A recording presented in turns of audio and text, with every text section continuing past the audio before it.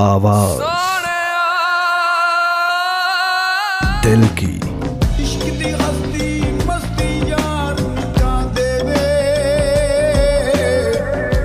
Music की। सामईन, इस वक्त हम चौधरी आतिफ इलियास के दफ्तर जा रहे हैं, जो कि डेनमार्क में पीटीआई इंट्रा पार्टी के प्रेसिडेंट का इलेक्शन लड़ने के लिए अपने साथियों के साथ पूरे जोश और जज्बे के साथ इस इलेक्शन में हिस्सा लेंगे। औज़ु बिल्लाहि मिनश शैतानिर रजीम, बिस्मिल्लाहिर्रहमानिर्रहीम। आपकी आवाज़ टीवी के मेहमान हैं आज आतिफ चौधरी साहब। हम इनसे पाकिस्तान की मौजूदा सूरत हाल पर मुख्तलिफ मौज़ूआत पर बातें करेंगे और ये इमरान ख़ान के शहदाई हैं, इमरान के जियाले हैं। आतिफ साहब, मौजूदा वज़ीर आज़म मियाँ शहबाज शरीफ साहब मेहनती, दूरंदेश, मुहिब वतन, इंसाफ पसंद वज़ीर आज़म हैं और बैनुल अक़वामी सियासत पर अबूर रखते हैं। 4-5 ज़बानें जानते हैं। सवाल ये है कि इमरान ख़ान के असासों की बात तो की जाती है, लेकिन 30-35 बरस तक इक़्तिदार में रहने वालों के असासों को क्यों नहीं पब्लिक किया जाता, ताकि एक घड़ी का झगड़ा ख़त्म हो जाए। बिस्मिल्लाहिर्रहमानिर्रहीम। मेरी तरफ से टीवी आपकी आवाज़ के सुनने वाला सब सामाईन को अस्सलाम वालेकुम। वालेकुम और शुक्रिया असलम अंकल साहब, आपका कि आपने अपने टीवी प्रोग्राम में मुझे इनवाइट किया। तो सवाल आपका बड़ा सीधा और आसान है, इसका जवाब भी बड़ा आसान है।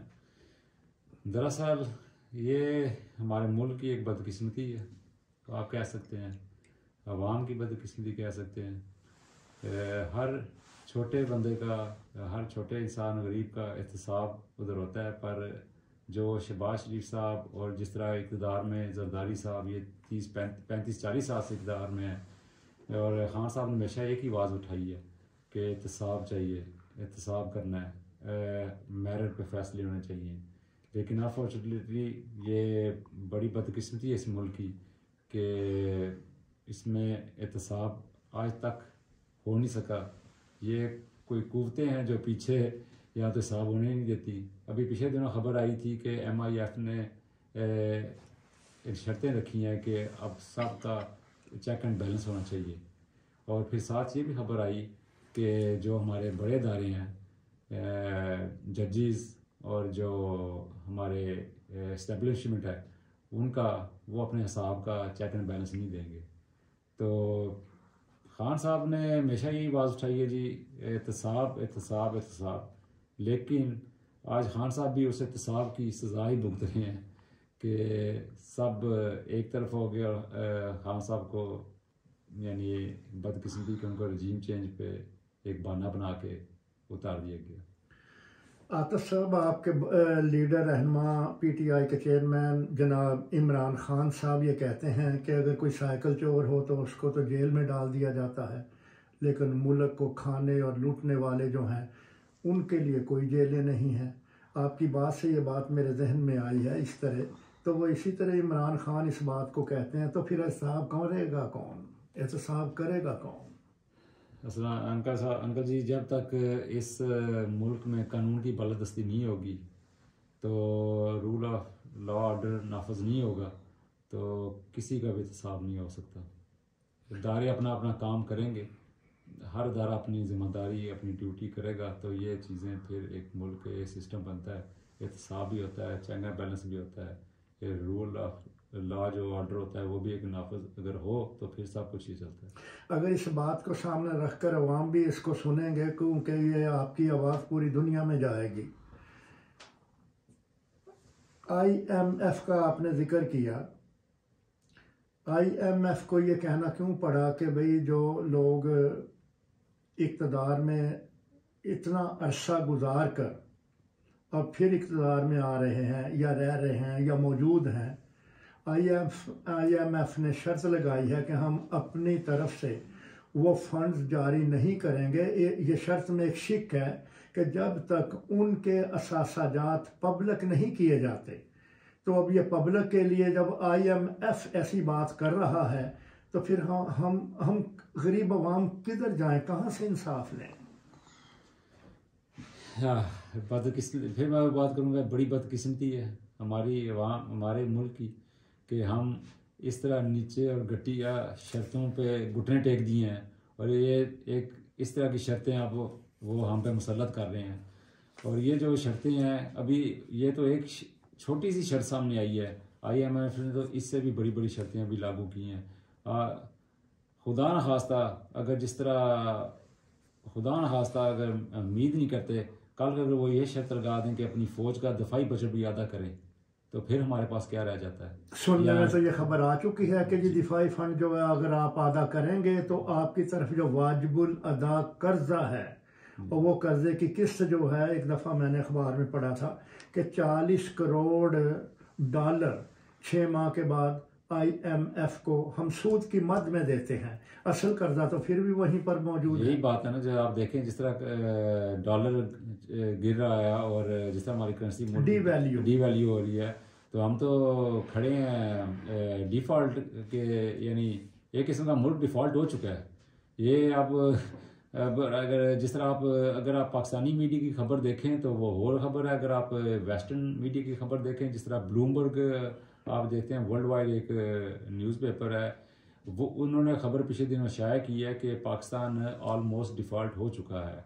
और ये भी उन्होंने शर्त रखी थी पिछले दिनों कि हम आपके साथ आने से पहले कि हम आपके साथ मुज़ाकरात नहीं करेंगे, अगर आपने मुज़ाकरात करने हैं तो x prime minister Imran Khan साहब को टेबल पे लेके आएँ, हम उनसे मुज़ाकरात करेंगे। और ये खबर ऑथेंटिक है और इसका लिंक भी मैं आपको भेज दूँगा। महंगाई का जो तूफ़ान पाकिस्तान में आया हुआ है, लोग ज़िंदगी से बेजार नज़र आ रहे हैं, और यहाँ तक कि कराची के अंदर एक आदमी ने अपने 2 बच्चों को समुद्र में फेंक दिया गुर्बत की वजह से। तो ये अमीर आदमी है, इनकी जेबों में तो 2-2 नेशनलिटियाँ हैं, इनके पास तो बाहर सरमाया है, असासाजात हैं, इनके बिजनेस हैं, कारोबार हैं।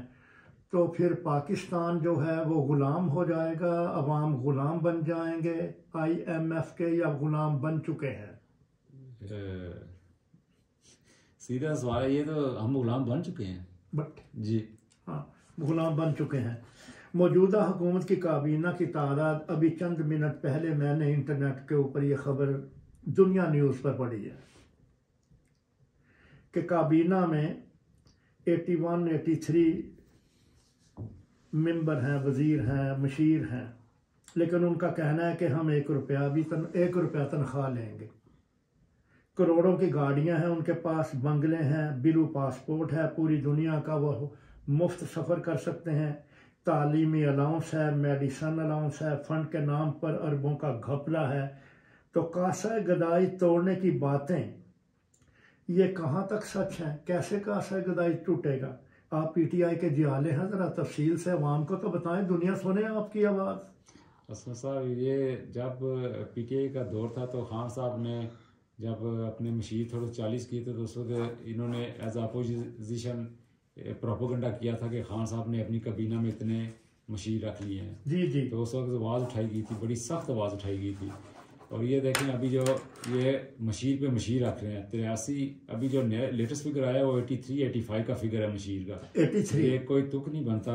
अवाम पिस रही है महंगाई के बोझ तले, चक्की में, और आप जो है अपनी ये कम करने की बजाय आप काबीना और ख़र्चे अपने बढ़ा रहे हैं। अगर आप उधर से खर्चे कम करने चाहिए, हर जगह से कम करने चाहिए खर्चे, फिर जाके कोई अवाम को भी पता लगे कि हुकूमत कुछ कर रही है महंगाई के बारे में।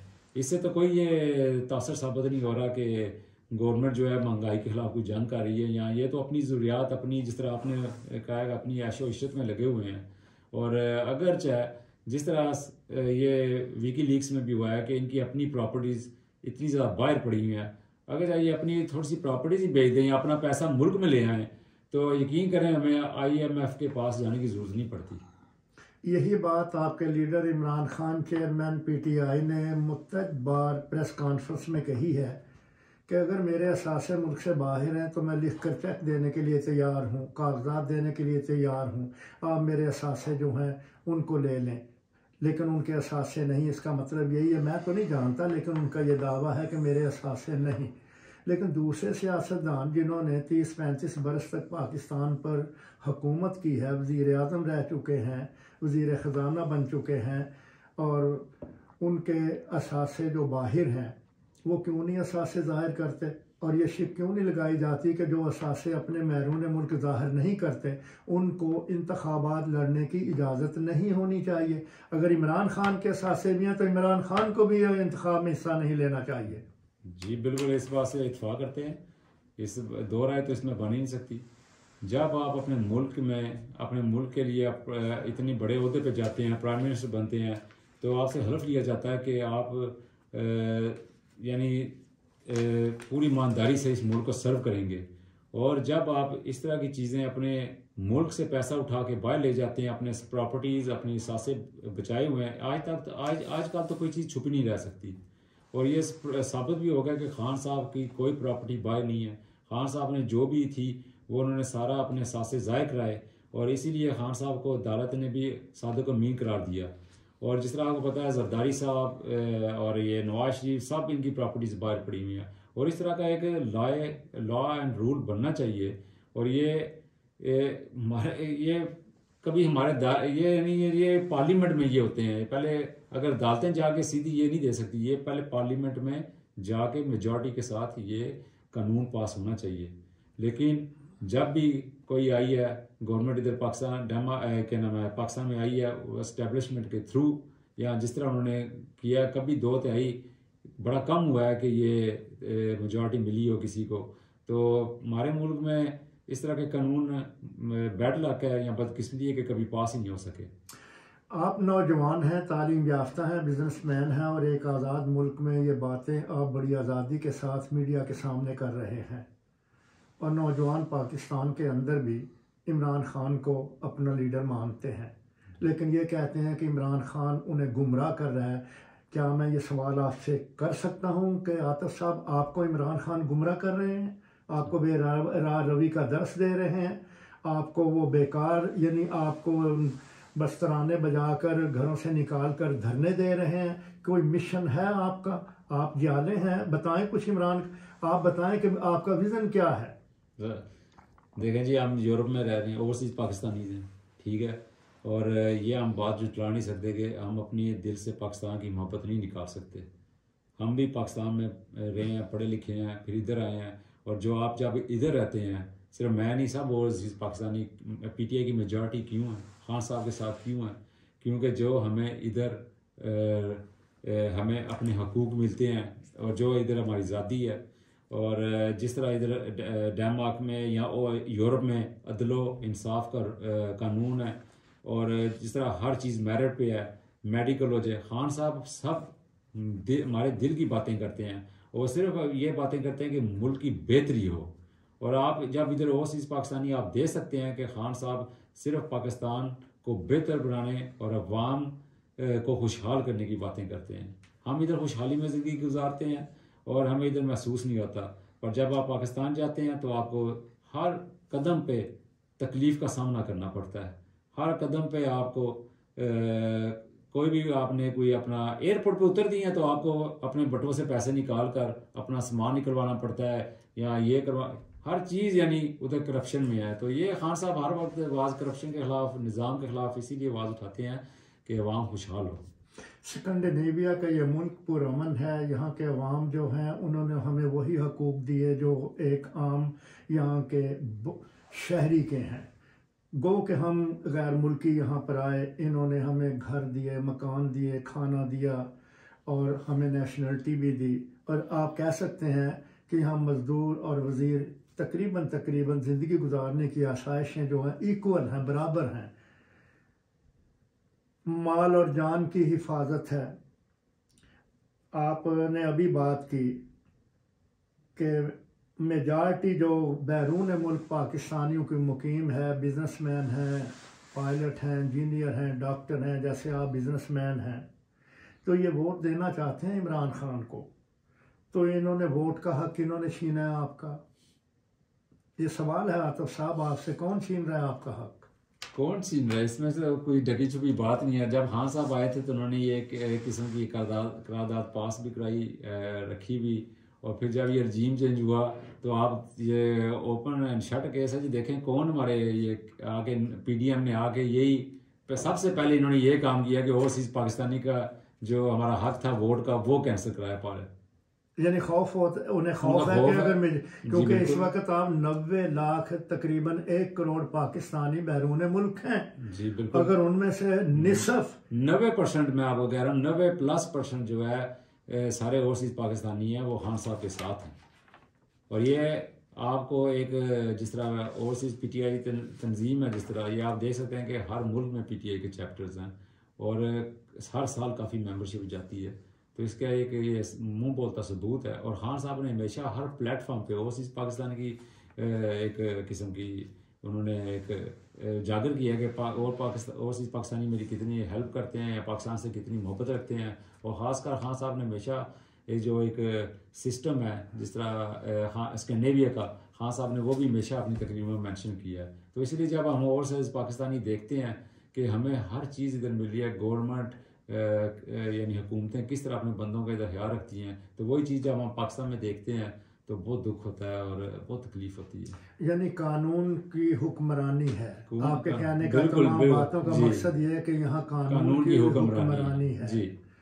अच्छा, अब ये सवाल पैदा होता है कि ये जो आप यहाँ से पैसे भेजते हैं, हमदर्दियाँ हैं, आप हर तरह से कुर्बानी पाकिस्तान के लिए देना चाहते हैं और क्योंकि सच्चे पाकिस्तानी हैं, बैरून मुल्क मोहब्बत करते हैं।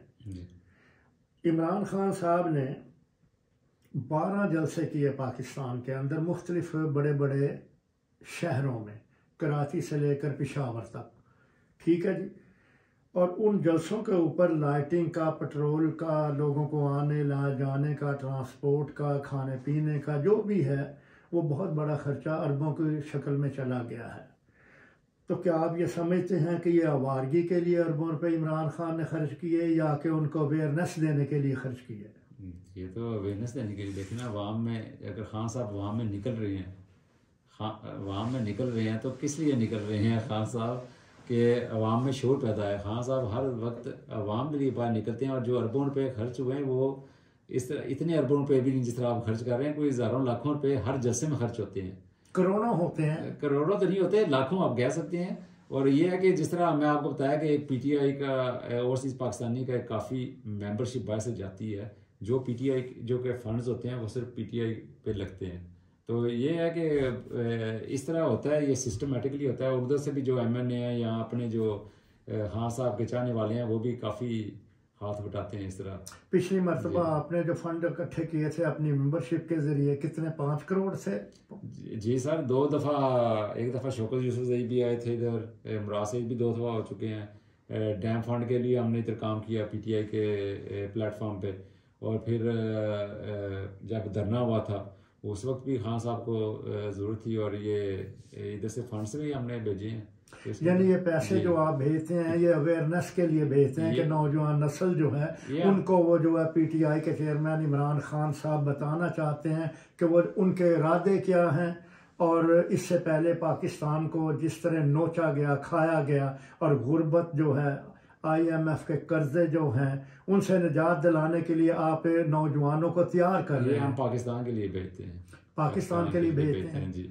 पाकिस्तान में जब पैसे आप भेजते हैं तो इमरान खान के स्पेशल फंड में जाते हैं ये पैसे या कहाँ? पीटीआई के फंड में जाते हैं। पीटीआई का अलग फंड है, उससे इमरान खान का कोई ताल्लुक नहीं, ना कोई पर्सनली वो यूज़ करते हैं। खान साहब की तो ये भी आप सुन लें, जिससे भी बैठेंगे खान साहब के साथ जो भी घर जाते हैं या कोई मेहमान जाता है या पीटीआई के वर्कर्स जाते हैं, MNA जाते हैं, खान साहब उधर से पानी मिलता है तो चाय तक नहीं मिलती। और ये मीडिया में काफ़ी दफ़ा आप सुन सके हैं, जो आता है वो अपना उधर खुद ही करता है। खान साहब का हमेशा सूल रहा है। और ये जिस तरह कायदे आज़म ने अपनी पहली, जब हमारी अगर आप कायदे आज़म से पीछे चलें तो कायदे आज़म ने भी जब अपनी पहली पार्लियामेंट की तकरीब की थी तो कायदे आज़म ने उस वक्त भी कहा था कि इधर कोई चाय खाना नहीं चलेगा, सिर्फ इधर कौम की खिदमत के लिए हम इकट्ठे होंगे। तो वही खान साहब का भी मोटो है। शुक्रिया आतिफ। दौलत, सियासत और सियासत का दूसरा नाम जो हम देखते हैं पाकिस्तान के अंदर, सियासत के नाम पर दौलत जमा करना एक कारोबार बन चुका है। आप भी पीटीआई को पैसे भेजते हैं, क्या मुस्तकबिल में आप किसी वजारत की ख्वाहिश रखते हैं? नहीं, देखें, पहली तो बात है, जो पाकिस्तान में ये कारोबार चुका है, इस ये कारोबार बना हुआ है, जिन सियासतदानों ने इस पाकिस्तान को कारोबार की नज़र कर दिया और मुल्क का बेड़ा गर्क कर दिया है। मुल्क इस वक्त, जिस तरह मैं कह चुका हूँ, कि ऑलमोस्ट डिफ़ॉल्ट है। ये हमारे उन्हीं सियासतदानों की वजह से जो 35-40 साल से इस मुल्क को नोच रहे हैं, खा रहे हैं। खान साहब ने तो आगे कोशिश की, मुल्क को एक ट्रैक पे लाया, काफ़ी सिस्टम पे लाया, फिर ये इनसे हज़म नहीं हो चुकी। काफ़ी इनके केसेस जो क्लियर थे और चार्जशीटें तकरीबन तैयार थी, लेकिन उनके फ़ैसले नहीं हो रहे थे, अदारे फ़ैसले नहीं कर रहे थे। और ये है कि अब खान साहब, हम तो यही चाह रहे हैं कि पाकिस्तान की बेहतरी हो। हम ओवरसीज़ पाकिस्तानी इसी बात पे फाइट कर रहे हैं कि हम पाकिस्तान को इस दलदल से निकालें और पाकिस्तान को आगे लेके चलें। अब ये एक सवाल ज़ाती है, पर्सनल, इमरान खान साहब के मुतल्लिक, लेकिन ज़ाती भी इसलिए नहीं क्योंकि टीवी पर ये बार बार इसका तज़किरा मौजूदा हुकूमत कर रही है। मेरा सवाल ये है कि पंजाब के साबिक़ वज़ीर आला हमज़ा शहबाज का एक आयशा नामी औरत से निकाह हुआ था।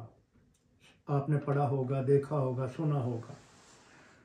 उस औरत ने साबिक़ चीफ जस्टिस साकिब निसार से इंसाफ मांगा, तो हमज़ा शहबाज ये भी कहते रहे कि मेरी वो बीवी नहीं है। लेकिन जब ये तमाम कागजात साकिब निसार साबिक़ चीफ जस्टिस ने देखे तो उन्होंने दोनों को बुलाकर मीडिया के बगैर, कि ये ख़बर मीडिया में नहीं आएगी, पाबंद किया कि कोई बयानबाजी नहीं होगी। लेकिन एक ख़बर आई थी कि हमज़ा शहबाज ने एक मोटी रकम देकर तस्फिया कर लिया और इन्होंने मीडिया से कोई बात नहीं की, दोनों फरीकों ने। मेरा सवाल आपसे है, आपके लीडर से हवाले से, इमरान खान चेयरमैन, वो ये कह चुके हैं कि मैं अपनी माजी की ज़िंदगी में प्ले बॉय रहा हूँ। अगर इमरान खान की बेटी सीता वाइट,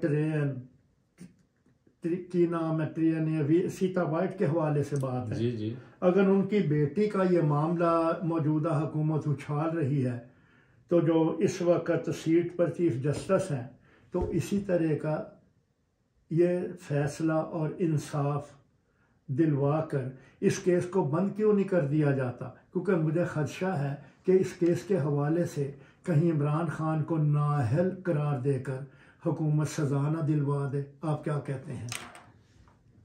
पहले मैं बता चुका हूँ, कानून की जेब में, और ये हर चीज़ इनकी अपने इदारे खरीदे हुए हैं। खान साहब इस प्लेटफॉर्म पे पहले भी बात कर चुके हैं और आइंदा भी जो कानून हुआ, जो खान साहब के अभी जो फैसला होना है वो होना है, लेकिन इनको कोई चीज़ नहीं मिली ना। अभी ये सिर्फ एक प्रोपेगेंडा कर रहे हैं, तोशा खाना का कभी बहाना बनाते हैं। लेकिन ये केस ज़्यादा मजबूती से उछाला जा रहा है, ये उछाला जा रहा है, पर इसमें और मुमकिन है कि सीता वाइट की बेटी जो है उसको पाकिस्तान भी ले आएंगे, क्योंकि जब सियासत है ना। हम तो खुद कहते हैं जो फेयर एंड स्क्वायर काम होना चाहिए, चाहे हमारे लीडर के खिलाफ है या हमारे खिलाफ है, जो कानून में जो सही बात है वो कानून के मुताबिक होना चाहिए। और ये मुझे पूरा यकीन है कि खान साहब इस इल्ज़ाम से मुकम्मल तौर पे बरी होंगे। अब आखिरी सवाल करके हम इसे समेटते हैं, इसलिए क्योंकि आप कारोबारी आदमी हैं, हम ये आपके मुख्तलिफ ख्यालात मुख्तलिफ वक्तों पर, गर्मी आ रही है, बाहर गार्डन में बैठकर भी आपकी वीडियो बनाएंगे, लेकिन आज इसको इतना ही सुनाना चाहते हैं लोगों को जो आपके ख्यालात हैं। सवाल ये है कि यहाँ पर एक और भी ग्रुप है जो पीटीआई का शहदाई है, जियाला है, और वो भी अपने अंदर पाकिस्तान की जो गुर्बत है ख़त्म करने के लिए उनके अंदर भी वही जज्बा, वही लगन पाई जाती है जो आपके अंदर है। तो पार्टी इंट्रा इलेक्शन जो हो रहे हैं, उन्होंने बाइकाट का ऐलान कर दिया है, आपकी सेहत पर उसका कुछ असर पड़ेगा? देखें जी, पहले मैं बता दूँ, ये पीटीआई इंट्रा इलेक्शन ये एक जमहूरी अमल है जो सिर्फ डेमाक में नहीं होता। पूरी मुल्कों की जिधर बॉडीज़ बनी हुई हैं पीटीआई में, उनमें एक ये जमहूरी अमल है, हर काफ़ी सालों से होता आया और होता रहेगा। देखें जी, और जिस तरह आपको पता है कि हम ना मैं पहले और ना कभी पहले किसी जमात से मुंसलिक रहा हूँ, मेरी पहली और आखिरी जमात ही पीटीआई है, और इसकी वजह है खान साहब। खान साहब इसलिए हैं कि खान साहब एक मुहब्बे वतन करप्शन फ्री और एक जो सही बात करते हैं, मुल्क के लिए सोचते हैं। इसलिए हम खान साहब को ज्वाइन किया था काफ़ी सालों पहले और उसी व्यू पे हम काम कर रहे हैं और खान साहब के साथ इंशाल्लाह हर दम तक चलेंगे। और दूसरी बात ये है आपकी बाइकआउट की, देखें पैनल खड़े होते हैं और हर एक बंदे को जमहूरी हक है वो इलेक्शन में हिस्सा ले, बाइकआउट करे, ये उनका अपना जमहूरी हक है। और हमारी सेहत पे देखें जी, हम तो उसी तरह इलेक्शन लड़ेंगे जिस तरह हमारे साथ लड़ते हैं। हम यही समझेंगे कि हमने हमारे आगे कोई पैनल खड़ा है, हमारे लड़के जो हैं वो मेहनत कर रहे हैं माशाल्लाह, और हम अपने जिस तरह हम वो मेंबर बनाने थे, हम पूरी कोशिश कर रहे हैं कि जितने ज़्यादा हम मेंबर बना सकें बनाएं, क्योंकि पिछले साल इधर बहुत हाई मेंबरशिप हुई थी और एवरेज अगर निकालें तो डेनमार्क में एज एवरेज सबसे ज़्यादा मेंबरशिप डेनमार्क में हुई थी पिछले साल। लेकिन ये जो दो ग्रुप हैं जिन्होंने बाइकआउट किया और आप जो है इलेक्शन में हिस्सा ले रहे हैं, इससे आपके मेंबरान की तादाद जो है जब बढ़ जाएगी, जब अगर वो बाइकआउट करते हैं, तो जो आप कह रहे हैं कि पिछली दफ़ा मेंबरशिप बहुत ज़्यादा हुई थी, तो ये मेंबरशिप कम नहीं हो जाएगी? देखें असलम साहब, जिस तरह बाइकआउट की बात कर रहे हैं, पहले तो हमने कोई पैनल सुने नहीं कि पैनल हमारा पैनल अनाउंस हुआ है। हमने दूसरी तरफ से पैनल नहीं सुना कि कोई पैनल अनाउंस हुआ है अभी तक। हमने बस एक इंटरव्यू सुना है, मियाँ साहब बड़े काबिल इज़्ज़त मोहतरम है, उनका सुना था कि वो बाइकआउट पे जा रहे हैं, पर हमने आज तक ये नहीं सुना कि वो खुद जा रहे हैं या उनका पैनल जा रहा है। जिस तरह मैंने आपको बताया कि पैनल तो कोई खड़ा हुआ ही नहीं है, लेकिन हम उसी तरह के इलेक्शन में हिस्सा लेंगे कि हमारे सामने कोई पैनल खड़ा है। क्योंकि मैं आपको जैसे बोला, आप चाह तो हमारे पास पहले भी काफ़ी मेंबर थे। देखें पीटीआई एक हो गई है, पीटीआई अब एक हो गई है, पहले पिछले साल दो दड़ों में बटी हुई थी।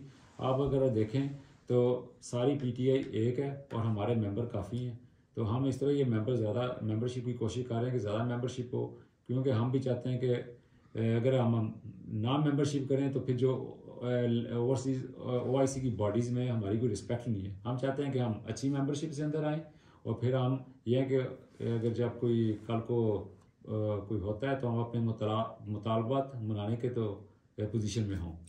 क्या ये मुमकिन है कि डॉक्टर अब्दुल्ला रियाड उनकी छतरी के बगैर, ये मेरे भाई ने मुझे, गफूर साहब ने भी मशवरा दिया कि ये सवाल आपसे पूछा जाएगा जी, कि उनकी डॉक्टर अब्दुल्ला रियाड की छतरी के बगैर उनकी मतलब जो उनकी हिदायत हैं या जो वो चाहते हैं उससे हटकर अगर आप दोनों ग्रुप इलेक्शन में हिस्सा ले सकते हैं, क्या ये मुमकिन है?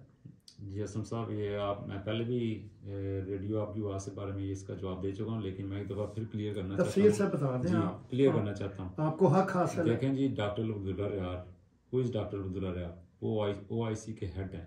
OIC क्या है? OIC के नीचे हम PTI चैप्टर्स हैं, ठीक है जी। अगर अब्दुल्ला रियाद ऊपर नहीं होंगे तो PTI की नीचे बॉडीज़ नहीं होंगी, ठीक है जी। अब्दुल्ला रियाद किसके अपॉइंटेड हैं? वो खान साहब हमारे जो लीडर हैं इमरान खान के अपॉइंटेड करते हैं, यानी चेयरमैन की तरफ से ये अपॉइंट। ये मैं पहली दफा सुन रहा हूँ, मैंने समझा वो शायद खुद बने हुए हैं। नहीं जी, ये हो ही नहीं सकता।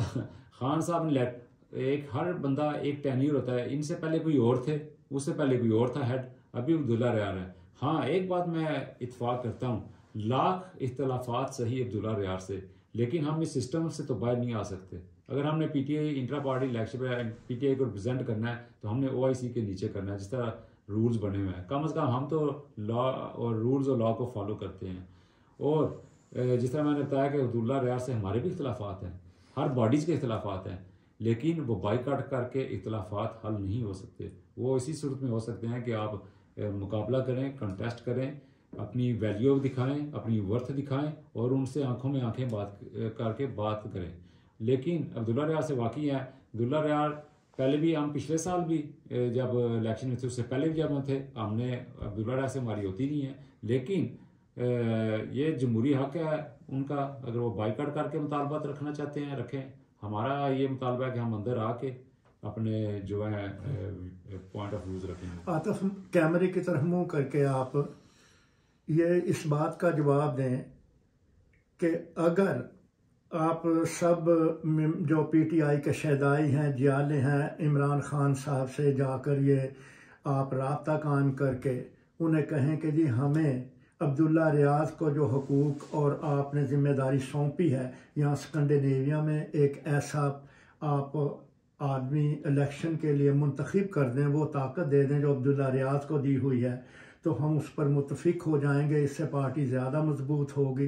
तो क्या ये मुमकिन है कि आप ऐसा कर सकते हैं? सब भाई मिलकर जाकर इमरान खान साहब से ये मुतालबा है कि आपका कि ये मुतालबा मनवा लें कि स्कैंडिनेविया से आप ऐसा कोई पैनल बना लें या अपना इलेक्शन कमिश्नर बना लें जिसकी छतरी के नीचे सब PTI के कारकुन और मेंबर और जो जियाले हैं वो इसको तस्लीम कर लें और इससे ये इख्तलाफ ख़त्म हो जाए। अब्दुल्ला अब्दुल्ला हम रोज़ कहते हैं।